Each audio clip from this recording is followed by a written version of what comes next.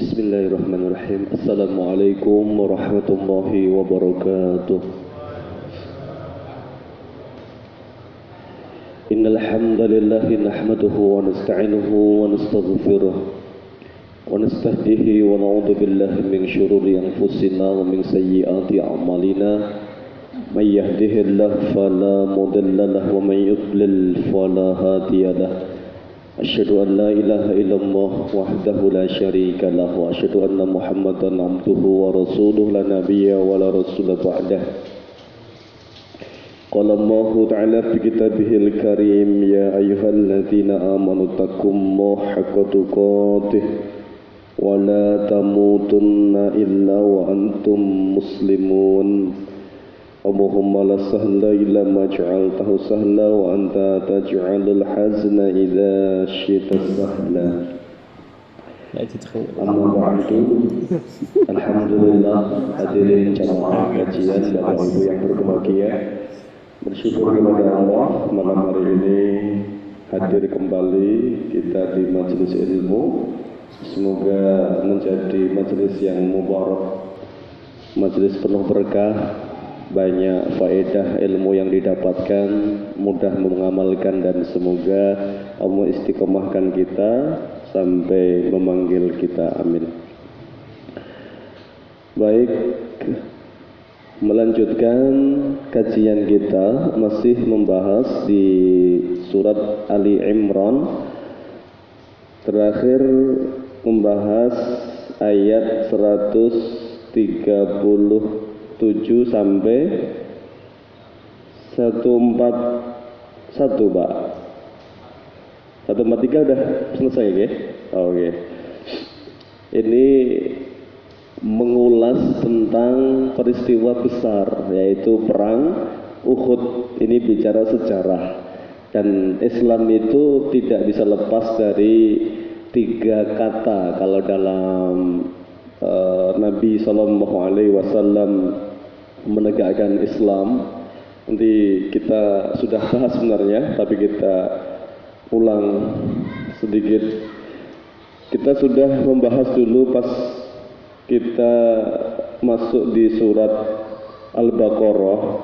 Ini surat yang membahas tentang kisah-kisah peperangan Nabi. Ini juga tidak lepas dari banyak peristiwa-peristiwa yang terjadi. Jadi kalau sampai kita meyakini bahwa ada yang mengatakan bahwa jihad fisabilillah itu bukan syariah, itu terlalu ya.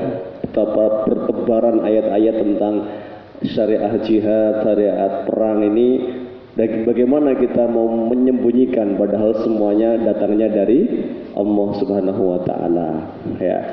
Maka suka tidak suka ini menjadi bagian dari apa yang sudah terjadi ya, dikehendaki oleh Allah, dijalankan oleh nabinya, dan menjadi syariat akhirnya. Misalnya di surat Al-Baqarah ayat 218 itu Allah berfirman, innalladzina amanu, sesungguhnya orang-orang yang beriman, walladzina hajaru, dan mereka yang berhijrah, wajahadu fi sabilillah, dan mereka yang berjihad di jalan Allah, ulaika, mereka itulah orang-orang yarjuna rahmatallah, yang betul-betul mengharap rahmatnya Allah, wallahu ghafurur rahim, dan Allah Maha Pengampun lagi Maha Penyayang. Ada 3 kata yang beruntun, innalladzina amanu, orang-orang yang beriman. Berarti ada kosakata pertama adalah iman. Walladzina hajaru, dan yang berhijrah. Hajaru itu hijrah. Berarti ada iman, ada rangkaian berikutnya adalah hijrah. Walladzi wajahadu fi sabilillah, dan berjihad, berperang di jalan Allah. Berarti ada tahapan berikutnya adalah jihad fisabilillah. Ini sejarah Nabi. Makanya kalau ada fase 2 Mekah, setiap ayat-ayat yang turun di kota Mekah itu membangun iman semuanya. 13 tahun itu Nabi membangun iman dengan pondasi akidah. Diyakinkanlah kaum muslimin di zaman itu bahwa setiap perintah dari Allah itu hukumnya wajib dilaksanakan. Janjinya apa? Upahnya apa? Surga. Ya. Nabi hanya motivasi di sisi itu. Belum ada beban syariah. Nggak ada di Mekah itu puasa itu nggak ada, Pak. Nggak ada. Transaksi itu boleh semua, tidak ada detail seperti di Madinah nanti khamr diharamkan. Di Mekah masih orang minum khamr. Bahkan sebagian sahabat sudah hijrah ke Madinah pun masih minum khamr, karena khamr itu diharamkan nanti setelah perang Badar dan perang Uhud. Ya. Belum ada kewajiban zakat mal, itu nggak ada. Itu semua di fase Madinah. Kenapa? Fase Mekah ini bangun iman dulu, kokoh dulu imannya, Pak. Ya, banyak ibu-ibu itu nggak wajib dulu pakai jilbab di Mekah itu. Sahabat-sahabat perempuan sahabiah itu enggak. Bahkan sampai di Madinah lama itu tidak langsung diwajibkan jilbab itu. Itu kan melalui banyak peristiwa-peristiwa ketika perempuan-perempuan mulai dilecehkan oleh wanita munafik, ya, yang geramkan Umar bin Khattab. Orang munafik itu selalu menggoda istri Nabi. Begitu ditegur, mereka menjawabnya apa? Saya nggak bisa bedakan mana budak, mana istri Nabi. Sama-sama nggak pakai jilbab. Maka Umar mendorong, ya Rasulullah, mohonkan kepada Rabbmu agar menurunkan syariah yang membedakan antara wanita mukminah baik-baik dengan wanita selainnya. Maka baru turun, begitu turun, ya ayyuhan nabi, wahai nabi, kul, sampaikan li azwajika kepada istri-istrimu, karena istri nabi lebih dari satu, ya, istri-istrimu, ya. Nah kita kepada istrimu, begitu kan firmannya itu, ya. Wa banatika, dan anak gadismu. Kenapa tidak bintun tapi banatun? Anak putri Nabi lebih dari satu, putrinya 4. Ruqayyah, Ummu Kulsum, Zainab, Fatimah. Ini putri Nabi. Ya, sampaikan kepada putri-putrimu. Wa nisa'il mu'minin, dan istrinya orang-orang mukmin, yudnina alaihinna min jalabibihinna, agar mereka menutup rambutnya sampai dadanya dengan jilbabnya. Ya. Dengan jilbabnya, dengan kain yang menutupi dari rambut, dada, termasuk ketika Nabi kedatangan tamu. Ini kakak ipar Nabi namanya Asma. Abu Bakar punya 2 putri, Asma sama Aisyah. Aisyah dipersunting Nabi Muhammad, berarti Asma kakaknya, kakak ipar Nabi. Datanglah Asma remaja. Nabi sudah tahu kalau Asma sudah haid, berarti sudah balik perempuan itu. Aisyah itu usia 9 tahun sudah haid. Dan wanita Arab rata-rata segitu, Pak. Anak gadis kita mungkin 12 tahun ya.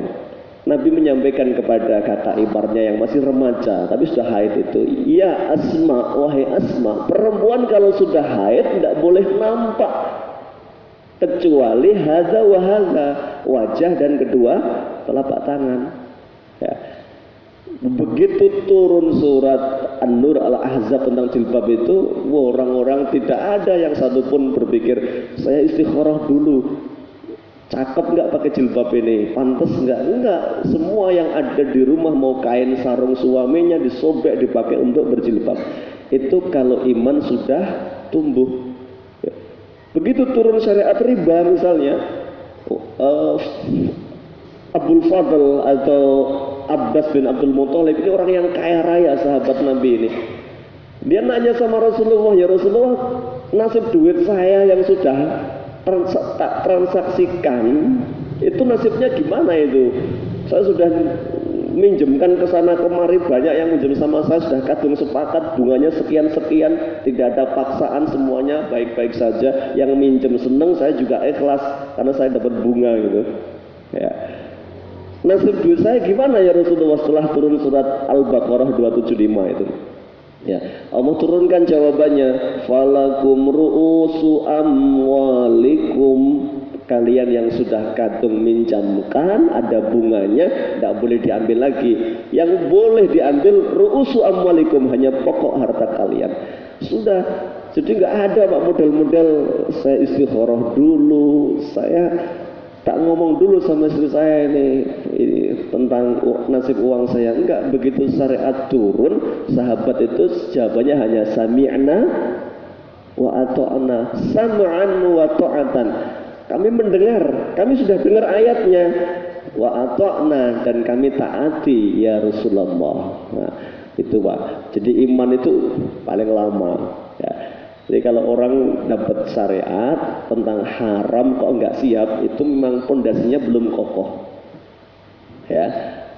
Belum kokoh berarti pondasinya, karena dia enggak yakin bahwa setiap perintah itu pasti ada maslahatnya, setiap larangan pasti ada keburukannya. Itu ciri syariah ya. Tidak ada syariah tanpa makna, itu pasti ada syariahnya. Termasuk kenapa diwajibkan, kenapa Nabi harus melalui perang? Ini sebagai pengantar dulu agar kita itu tidak termakan oleh media yang tidak suka dengan istilah-istilah Islami ya. Bahwa jihad fisabilillah mau dihapus dari mata pelajaran itu, kalau benar naudzubillah, itu mesti upaya orang kafir itu. Ya. Allah sudah sampaikan ya, yuriduna liyutfi'un nurallahi biafwahihim wallahu mutimmu nurihi walau karihal kafirun, kata Allah ya. Mereka berusaha memadamkan syariah-syariah Allah, dibuang dengan berbagai cara, biafwahihim, dengan lisan-lisannya, diskusi-diskusi mereka ya. Kalau sekarang ya dengan jari-jari mereka, tulisan-tulisan mereka itu. Tapi ingat, Allah sudah janjikan, wallahu mutimmu nurihi, Allah sudah pasti akan menyempurnakan cahayanya, mesti akan menang Islam itu, kata Allah. Walau karihal kafirun, meskipun orang kafir tidak senang, Pak. Jadi orang kafir senang itu mesti mlebu Islam ya, tetap nggak senang. Ini sebuah sudah sunatullahnya begitu ya. Ini perang iman. Nah, setelah iman selesai dibangun Nabi 13 tahun, muncullah peristiwa Bai'ah Aqabah. Ini tahun ke-12 kenabian. Saya cerita secara bisa dipertanggungjawabkan semua cerita. Ini bukan dongeng, Pak, tapi ini kisah. Kalau dongeng itu nggak ada manfaatnya.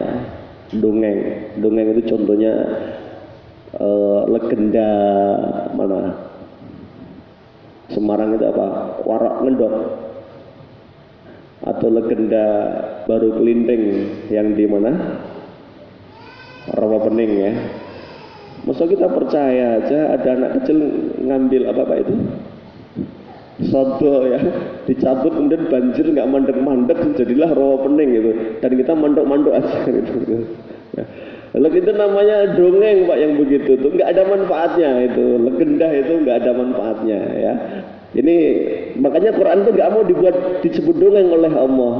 Bapak Ibu buka surat Yusuf ayat terakhir itu, Allah sampaikan di situ, laqad kana fi qasasihim ibratun liulil albab. Setiap kisah itu ada pelajarannya bagi orang yang punya akal sehat. Maka hadis yufsara itu bukan dongeng yang dibuat oleh manusia. Anak dongeng itu ya terserah mau apa, legenda ular putih atau legenda apa itu nggak ada ya. Ini makanya kisah itu ada pelajarannya, termasuk kisah perang Uhud yang kita kaji pada malam hari ini ya.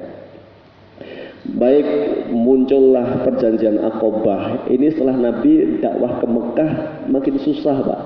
Apalagi sepeninggal istrinya. Pamannya dulu meninggal, pamannya meninggal ya. Abu Thalib itu meninggal. Abu Thalib itu Masya Allah, Pak. Ini paman Nabi, di dakwah itu nggak pernah tertarik dengan Islam, tetapi hartanya, kekuasaannya, semua totalitas untuk bela Nabi. Bahkan ketika Nabi diancam mau dibunuh itu beliau garda terdepan. Maka begitu pendukung utama dakwah ini meninggal dunia, Nabi sedih, Pak, sedih. Tidak lama, selang 3 bulan, istri tercintanya namanya Khadijah meninggal dunia. Khadijah itu Masya Allah, Nabi nggak pernah bisa melupakan ini. Sampai nanti Nabi menikah dengan 9 istri yang lain itu tetap nggak bisa melupakan Khadijah. Hari meninggalnya Khadijah itu Nabi berkabung sedih luar biasa. Sampai Allah kasih hiburan lengkap surat Yusuf. Surat Yusuf itu tepat turun beberapa hari setelah meninggalnya Khadijah. Maka ahli tafsir sepakat surat Yusuf itu surat hiburan. Maka kalau bapak ibu sedang sedih, gundah, banyak masalah, ambil Quran, baca surat Yusuf, Pak. Nanti selesai baca, insya Allah hatinya senang, gembira. Ya, apapun masalahnya, karena ini konsep ini Allah yang kasih hiburan tuh. Ya, Yusuf itu kan kisah paling lengkap, Pak. Berakhir dengan happy ending kan. Ya, akhirnya kan bagus. Dan dibuat sinetron mungkin paling keren ya, karena Allah sudah nyampaikan nahnu naqussu 'alaika ahsanal qasas, yang kuceritakan itu kepadamu kisah yang terbaik. Ya, ini pasti hebat. Nah, dakwah makin sempit di Mekah, musuh makin berani karena Abu Thalib mati, sudah meninggal dunia. Ya, Khadijah sudah meninggal. Ya, Nabi mulai dakwah ke kampung negeri seberang, namanya Taif. Harapan Nabi, Masya Allah, semoga di Taif banyak yang siap menerima Islam. Ternyata Pak, di luar dugaan, Taif itu menolak mentah-mentah itu. Bahkan Nabi diusir, nggak cukup diusir, dilempari batu, nggak cukup dilempari, dikejar sampai berkilo-kilo Nabi itu. Sampai Nabi ditawari oleh malaikat penjaga gunung Kubais itu. Ya, malaikat berkata, saya diutus oleh Allah untuk menawarkan kepadamu, bagaimana kalau gunung di atas penduduk Taif ini ditimpakan kepada penduduknya yang telah melecehkan kamu? Apa kata Nabi? Jangan. Ya, kalau bapak-bapaknya hari ini menolak dakwah saya, karena saya yakin mereka nggak ngerti bahwa saya ini adalah Rasul utusan Allah. Nek ngerti, mesti nggak begitu perlakuannya kepada saya. Saya berharap anak cucunya kelak yang menjadi pembela Islam di kemudian hari, meskipun bapaknya nggak suka. Itu yang luar biasa pemaafnya Nabi SAW. Dan betul Pak, kesabaran Nabi itu berbuah keberkahan. Bapaknya yang memusuhi dakwah itu pada meninggal, anak-anak turunnya kelak menjadi sahabat-sahabat Nabi di kemudian hari. Ya. Nah, ditolak, Nabi tidak kurang ide. Akhirnya muncul ide Nabi. Ini orang-orang dari luar kota itu kalau ke Mekah mesti pas musim haji. Kesempatan Nabi nawarkan Islam. Masuk Islam lah pertama tahun ke-11 kenabian, 7 orang masuk Islam, dipeseni Nabi. Pesannya apa? Jangan musyrik, jangan mencuri, berkata jujurlah, jangan membunuh anak-anak kalian karena takut miskin. Ya. Mereka bertanya, kami kalau bisa menepati apa yang Anda minta, apa balasannya ya Rasulullah? Falakumul jannah, kalian masuk surga insya Allah. 7 orang pulang Pak. Ini penduduk Yasrib. Yasrib itu nama lain Madinah. 7 orang pulang. Masya Allah, mereka amanah. 7 orang pulang itu berdakwah. Tahun haji berikutnya, ini 12 tahun 12 kenabian, berangkatlah 72 orang berbondong-bondong masuk Islam. Nah, akhirnya mereka minta guru namanya Mus'ab bin Umar, dikirim Nabi untuk mengajarkan Islam. Tahun 13 kenabian dapat info dari Yasrib bahwa Madinah siap menampung Nabi Muhammad. Ya, karena Nabi Muhammad diusir, dimusuhi di Mekah, Madinah siap menampung. Berangkatlah berbondong-bondong sahabat dengan diam-diam, malam-malam, penuh ketakutan, tidak ada yang dibawa kecuali akidah dan fisiknya. Harta tidak boleh dibawa, ditahan sama orang-orang kafir Quraisy. Semua sembunyi-sembunyi ketakutan, kecuali 1 orang yang terang-terangan. Siapa? Umar bin Khattab. Umar itu yang lainnya hijrahnya malam hari, dia siang hari. Nunggu orang kafir ngumpul di Darun Nadwah Pak, di mimbar kumpulnya mereka di dekat Ka'bah itu, Umar tarik pedangnya sambil keluar sampai keluar percikan apinya, pedang beradu dengan batu.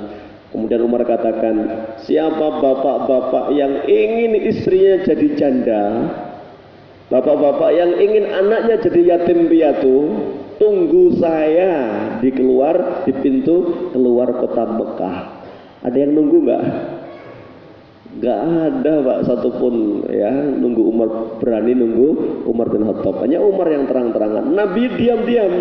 Nabi bahkan berangkatnya termasuk terakhir ya, Nabi bersama Abu Bakar As-Siddiq. Nah, itu peristiwa yang dilalui Nabi. Ada iman, membangun akidah dengan dakwah, ada hijrah. Jadi hijrah Pak Nabi itu ya. Tahun ke-13 kenabian masuk Madinah. Nah, ini tidak selesai masuk Madinah ini, wah ini sudah jadi ancaman betul bagi orang kafir. Saya kemarin cerita kenapa perang Badar itu terjadi, itu karena orang kafir mereka ketakutan kalau sampai Nabi dapat tempat di Madinah, menguasai Madinah, yang paling ditakutkan oleh orang kafir Mekah apa Pak kemarin?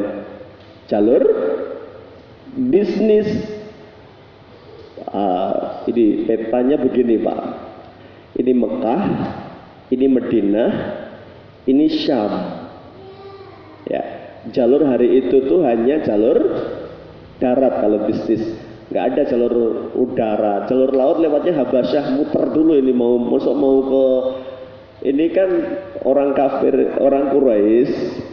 Kita kan hafal ayatnya, li'ila fi Quraisy ila fihim rihlatasy syita waswaif. Mereka itu kalau berbisnis Pak, tidak nguplek-nguplek di Mekah, tapi dari musim dingin sampai musim panas, ini Syam sampai ke Yaman ya, jauh sekali. Jalur yang dilewati harus lewat dekat Madinah itu. Nah, begitu mereka tahu Nabi tinggal di Madinah, dapat tempat, yang ditakutkan pertama kali adalah kalau mereka ini merampok perdagangannya orang kafir Mekah. Karena mereka tahu begitu Nabi dan sahabatnya hijrah ke Madinah, semua hartanya dirampas oleh Abu Jahal dan kawan-kawan. Mereka tahu mereka merampas harta kaum muslimin, maka mereka takut kalau diambil ulang oleh kaum muslimin, oleh Rasulullah. Tepat pada perang Badar pertama kali tahun kedua Hijriah, tanggal 17 Ramadan meledak pertama kali perang Badar. Tujuannya Nabi bukan untuk itu, bukan untuk perang sebenarnya, tapi untuk mengambil harta yang dirampas oleh orang-orang kafir Quraisy ya. Menang siapa kemarin Pak perang Badar? Menang kaum muslimin ya, gemilang menangnya, tidak sekedar menang, tidak sekedar kalah orang kafir, komandannya mati semua ya. 15 komandan terbaik, ada Abu Jahal, ada Umayyah, ada Utbah, Syaibah, Rabi'ah, mati semua di medan Badar. Abdul Bakhtari, banyak tokoh-tokoh yang mati di medan Badar. Mereka pulang dalam keadaan tertunduk, malunya luar biasa, kekuatannya runtuh seketika. Maka mereka menyiapkan kekuatan kembali, yaitu perang Uhud, 1 tahun 20 hari kurang lebih ya. Karena perang Uhud itu tahun ketiga Hijriyah, bulannya bulan Syawal tanggal 10. Perang Uhud kedua, perang Uhud. Yang menang siapa? Yang menang siapa Pak kemarin?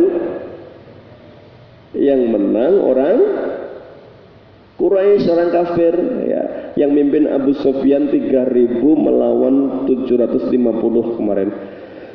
Maka sebenarnya kemenangan sudah hampir jatuh ke tangan kaum muslimin.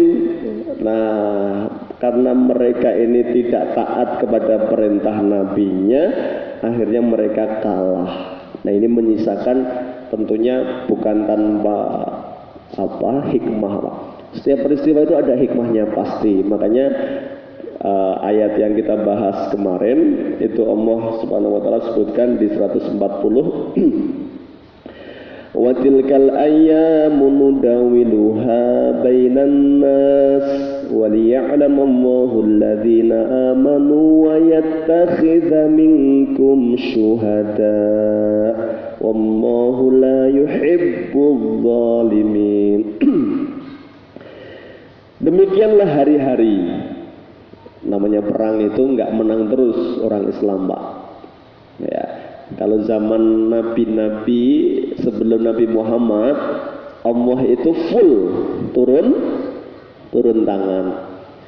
Misalnya Nabi Lut itu tantangannya umatnya itu orientasi seksnya melenceng ya, gay nah sekarang lanang seneng lanang, jeruk makan jeruk. Ya. Itu pakai perang enggak Nabi Lut?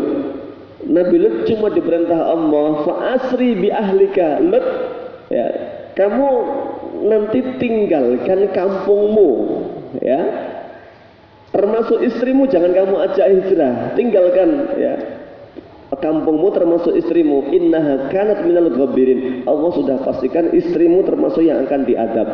Nanti datangnya adab itu subuh. Alaysa subhu biqorib, bukankah subuh sebentar lagi? Kamu pergi segera. Itu perintah, Pak. Jadi nggak diperangi kaum Nabi Lut itu, cukup ya diingatkan, ngeyel, Nabi Lut sudah pergi aja. Pergi, begitu sudah pergi, kampungnya sudah terlewati, subuh datang, itu masih bermaksiat, masya Allah, masih gayanya, lesbinya, orang-orang yang suka sama jenis itu masih pesta pora itu, pas sampai pagi itu, tiba-tiba kampungnya itu diangkat, ya, sampai menempel dengan langit yang pertama. Kenapa? Ada bukti-bukti riwayat-riwayat yang menyebutkan penduduk langit itu sampai mendengar semua suara hewan-hewan penduduk negeri Sadum. Ya, ketika itu suara jangkriknya, ringkikan kudanya, longlongan anjingnya terdengar semua. Kemudian setelah diangkat di balik begini. Kemudian jatuhlah orang-orang dan dijatuhi batu-batu dari api neraka. Maka gosong semua Pak, penduduk negeri Sadum itu. Itu Allah itu full turun tangan untuk menyelesaikan umat-umat yang ngeyel zaman dulu. Nabi Nuh sudah berdakwah 850 tahun, umatnya ngeyel-ngeyel, beliau berdoa, Rabbi ya Rabb la tazar 'alal ardi minal kafirina dayyara. Jangan kau sisakan satupun rumah kafir tegak berdiri. Jangan kasih kesempatan hidup. Mereka kalau hidup menikah berkembang biak, pasti yang lahir fajiran kafara, ngikuti bapaknya, keji memusuhi agamamu. Ya, jangan sisakan mereka hidup di muka bumi. Cukuplah Nabi Nuh perintah berikutnya, buat bahtera. Ya, ajak naik orang-orang beriman. Begitu sudah naik semua orang beriman, Nuh masih sedih melihat anaknya kok belum masuk. Dicarilah anaknya lari ke gunung, dipanggil, ya bunayya rekam ma'ana, nak naik ke sini. Anaknya dengan sombong mengatakan, enggak, saya akan ke gunung, pasti selamat. Kata Nabi Nuh, nak, hari ini enggak ada yang selamat kecuali yang naik ke bahtera ini. Siapa yang menyelesaikan orang kafir? Allah langsung itu, nggak pakai lama Pak, umat zaman dulu itu. Ya. Maka ketika bapak-bapak mau buka tafsir surat Al-Anbiya ayat 71, wa ma arsalnaka illa rahmatan lil alamin, bahwa Islam rahmatan lil alamin itu maknanya salah satunya adalah orang kafir di zaman Nabi Muhammad sekejam apapun mereka permusuhannya tidak akan diperlakukan seperti umat terdahulu.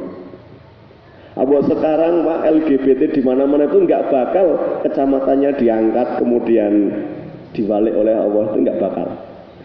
Sekurang-kurang ajarnya orang hari ini nggak bakal ya Allah turun tangan diadab kayak zaman Nabi Nuh, kemudian banjirnya sampai merendam semua kampungnya, nggak tersisa satupun rumah yang tegak berdiri. Enggak, bukan begitu cara Allah ya untuk umat Nabi Muhammad ya.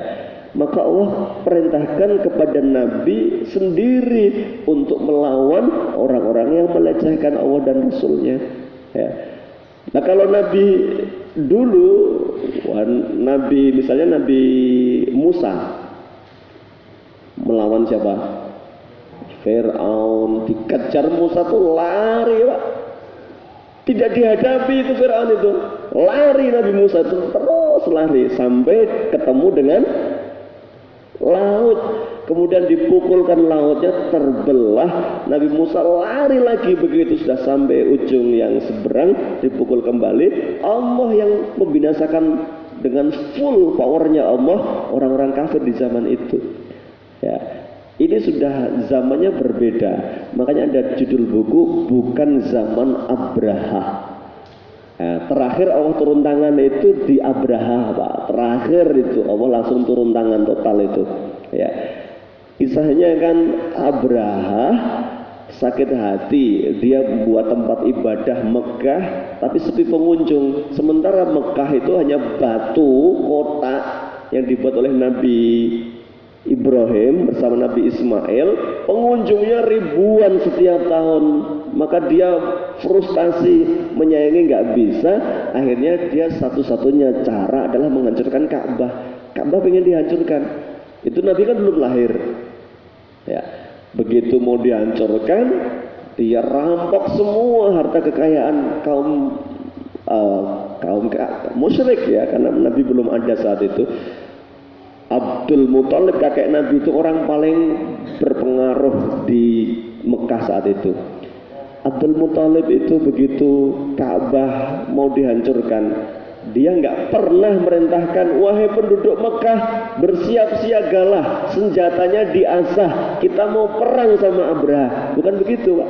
Abdul Muthalib hanya mengatakan, selamatkan semua anak, istri dan harta kalian, tinggalkan Mekah, kosongkan. Siapa yang mau melindungi Ka'bah? Rabbul Ka'bah, Allah yang akan melindungi.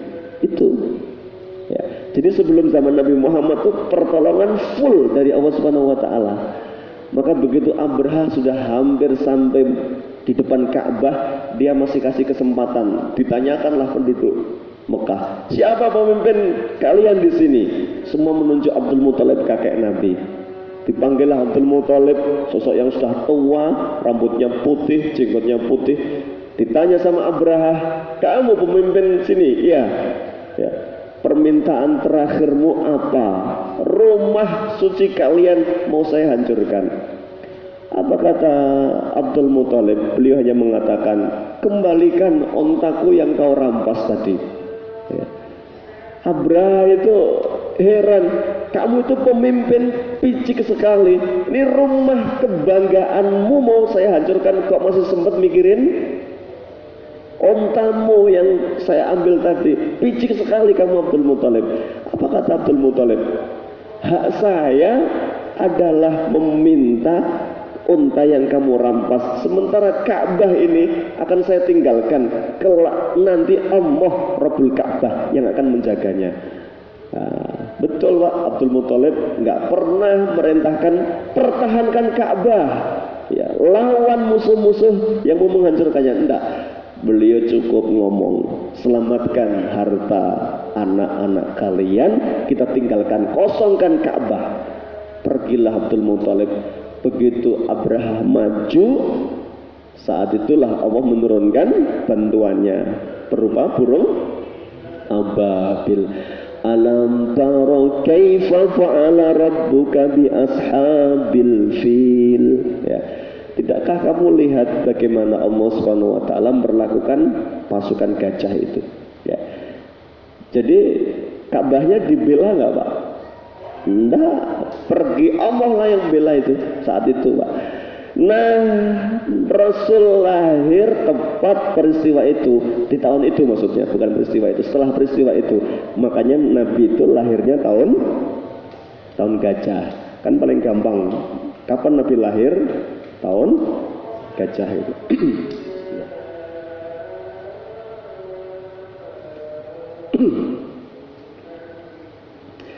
Begitu Nabi Muhammad menjadi Nabi Pak, ya Allah sudah memperlakukan berbeda ya. Nabi harus berdarah-darah berdakwah, ditolak, pindah tempat tolak lagi, pindah tempat tolak lagi ya. Nabi hijrah pun, hijrah itu nggak selesai, orang kafir nggak ridho, Muhammad jangan sampai hidup. Maka Bapak Ibu bisa lihat sejarah bagaimana hijrahnya Nabi. Nabi dibuat sayembara oleh Abu Jahal. Siapa bisa menangkap Muhammad dan Abu Bakar hidup atau mati, diupah berapa? 100 ekor unta. Ya, ada yang tertarik? Banyak. Salah satunya Suraqah bin Malik.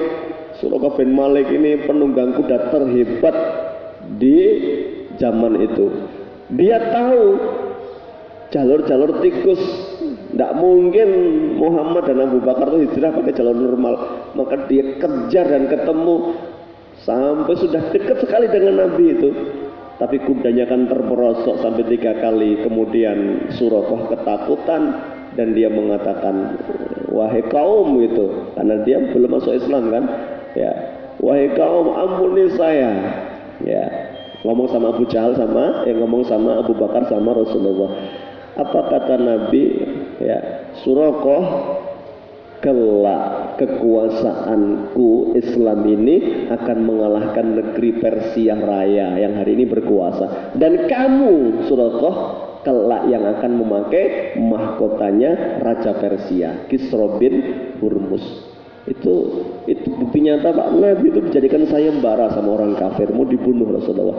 Begitu sampai Madinah, bukan selesai nih, orang kafir makin gencar memusuhi Islam, termasuk dengan melancarkan perang pertama kali, perang Badar itu. Nah, apakah Nabi kemudian ketika datang tantangan perang Badar, Nabi mengatakan kepada sahabatnya, selamatkan kalian, tinggalkan Madinah, biarkan Allah langsung yang membela agama ini? Enggak, sudah bukan zamannya. Ya, zaman Nabi sudah enggak begitu. Allah sudah turunkan ayatnya, innallaha la yughayyiru ma biqaumin hatta yughayyiru ma bi anfusihim. Allah tidak bakal merubah nasib umat Muhammad kalau mereka tidak mau berubah. Nggak bakal menang lawan Abu Jahal kalau nggak mau persiapan. Makanya Nabi mimpin sendiri dalam perang Badar itu. Berdoa Nabi sampai jelang subuh, nggak berhenti berdoa. Doanya legendaris sekali doanya ini. Allahumma ya Allah intuhlik hadhil isabah. Kalau sampai pasukan Badar yang saya bawa 313 ini, ya, tidak menang hari ini, lam tu'bad fil ardi abadan, selamanya engkau tidak akan pernah disembah lagi di muka bumi ini ya Allah. Kenapa? Habis Pak orang-orang Islam itu. Alhamdulillah menang perang Badar, ya. Orang kafir dendam, ya, ngatur strategi totalitas mereka, terutama Abu Sufyan. Abu Sufyan ini komandan Arab yang tersisa, maka dia diangkat jadi pemimpin umum perang Uhud itu. Kemudian melancarkan peperangan, menang orang kafir karena sebuah ketidaktaatan kaum muslimin. Jadi kenapa Nabi sampai berperang itu syariatnya berbeda Pak dengan sebelumnya. Ya, zaman dulu itu umat-umat musuh Allah itu ngeyel-ngeyel. Nabi Soleh sudah ngomong, beliau, mukjizat saya itu unta, jangan dibunuh, jangan diganggu. Orang kafir malah nantang, yuk kita bunuh aja untanya gitu. Untanya dibunuh Pak. Nabi Soleh cukup doa, tidak ngelawan pembunuhnya unta, cukup berdoa, Allah kirim petir, teguier, hancur semua itu kaum Samud, kaumnya Nabi Soleh itu, terbujur kaku, gosong, karena Allah langsung adab dari langit. Kenapa Abu Jahal gak diadab oleh Allah? Ya. Kenapa Abu Jahal tidak dikirim petir dari langit sebagaimana kaum Samud yang melecehkan nabinya? Syariatnya berbeda. Ya, makanya kita ini bukan umatnya Nabi Soleh, bukan umatnya Nabi Sulaiman. Nabi Sulaiman itu kalau hijrah Pak, dia cukup menawarkan, ini saya mau pergi, siapa yang bisa mindah saya paling cepat? Ifrit ngomong, bisa saya berapa? Saatan 1 jam. Ada yang lebih cepat lagi? Ada, saya bisa. Berapa lama? Torfata ainik, sebelum jenengan kedet, jenengan sudah sampai itu. Ya. Nabi Muhammad Pak harus nyewa unta tengah malam, diam-diam ketakutan hijrahnya, mampir duduk ke Gua Sur, dikejar-kejar, harus tidur di gua 3 hari 3 malam, baru sepi, berangkat lagi, sembunyi lagi. Nah, kalau Nabi Sulaiman tinggal ngelipat permadani sampai ke Madinah itu. Ya. Jadi setiap syariah nabi-nabi sebelum Nabi Muhammad itu Allah Subhanahu wa taala kasih banyak sekali kemudahan-kemudahan. Untuk umatnya Nabi Muhammad ini Allah kasih kesempatan agar umatnya unggul dari umat sebelum Nabi Muhammad, makanya amal solehnya dibuka paling luas. Ya, ini para bapak, ibu sekalian, materi tentang pengantar jihad fisabilillah itu. Mengapa harus jihad itu? Semua Allah yang ngatur. Kenapa ada iman, ada hijrah, ada jihad?